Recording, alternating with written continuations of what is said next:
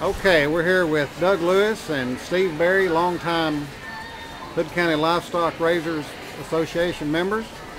We're here in this Quartz Cleveland show barn, and Doug, what's your impression of this barn here?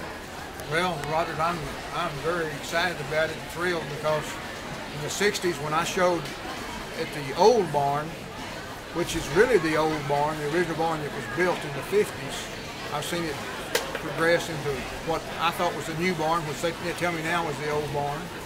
And then years later, when my children were showing, we built the latest old show barn. And now this is beyond anything that I thought we could ever get in Hood County. The community has really pulled together, and I want to especially thank Mr. and Ms. Cleveland for their input on that. And it's a very wonderful place to have our show. Great.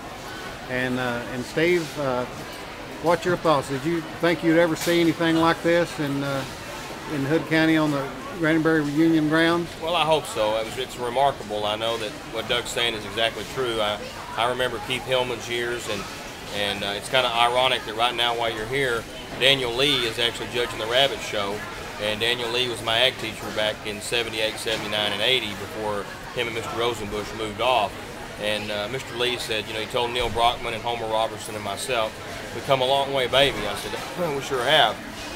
But it's second year to be in this barn, and it's supposed to be cold, but we've got heaters all over the barn. And as we continue to grow, you know, there's a lot of people that didn't realize where we came from and how small a barn we've had. But it's kind of ironic now to see kids that I went to school with, kids starting to show.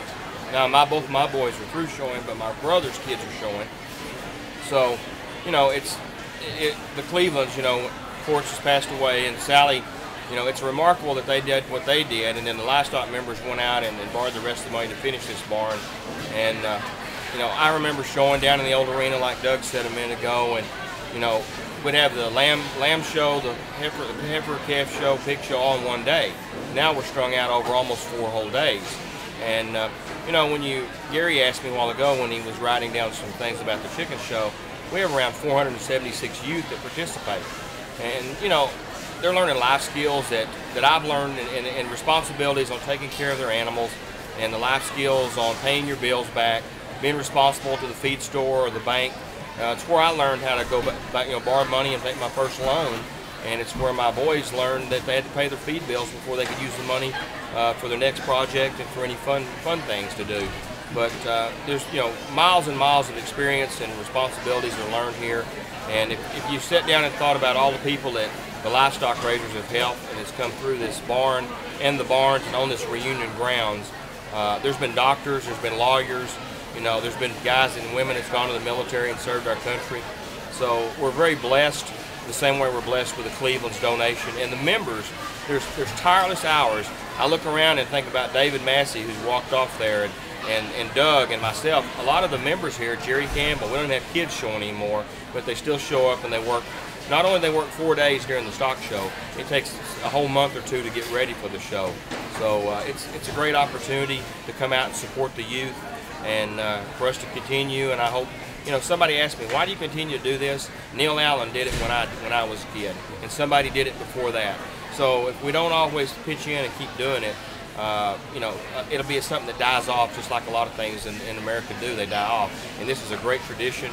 I know that you know, Marie and Doug have wonderful memories.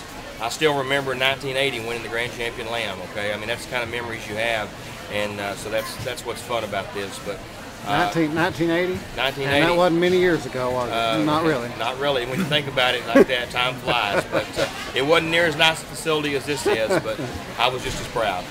Very good. Thank you, gentlemen. Thank you for all you do for Hood County youth. Thank you. Appreciate the support y'all give us.